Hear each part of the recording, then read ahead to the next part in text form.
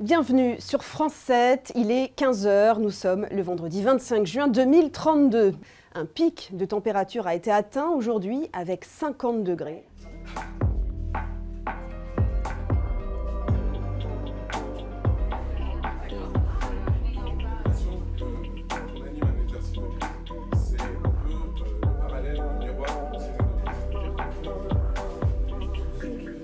Parce qu'on avait fait une expression de besoin par rapport à un besoin de travailleurs essentiels.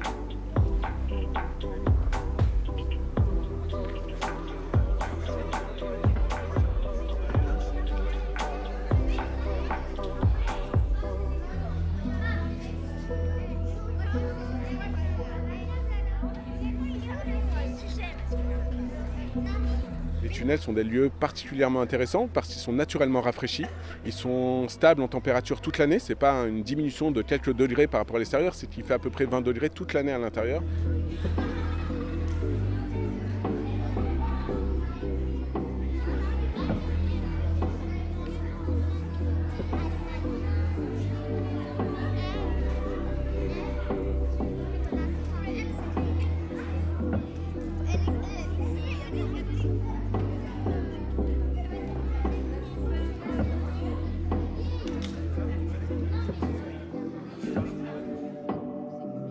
C'est une crise qui est prévisible, dont on sait qu'elle va arriver. Cet exercice Paris 50 degrés, c'est un exercice qui s'inscrit dans la refonte de la stratégie de résilience de la ville de Paris, qui vise à anticiper les crises, les préparer avec les Parisiens, faire que les Parisiens soient acteurs de ces moments difficiles, de manière à ce que il n'y ait pas d'interruption d'activité et qu'on puisse vivre dans une quasi-normalité.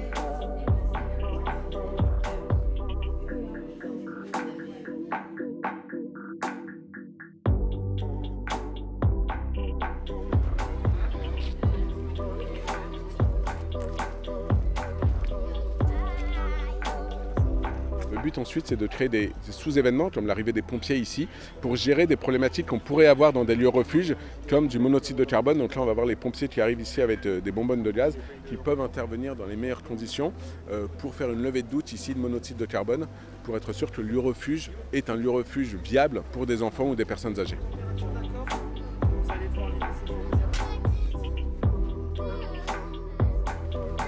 Du coup, les enfants étaient hébergés et mis à l'abri dans un tunnel et ils ont présenté différents symptômes, notamment de la température, de la nausée et des maux de tête. Donc ils ont été évacués du tunnel.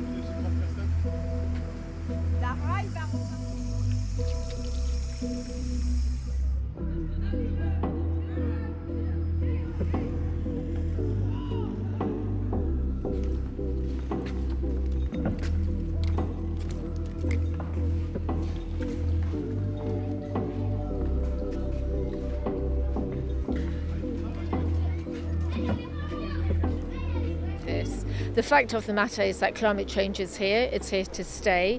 We are moving towards zero carbon reduction emission targets, but in the meantime we need to learn to adapt.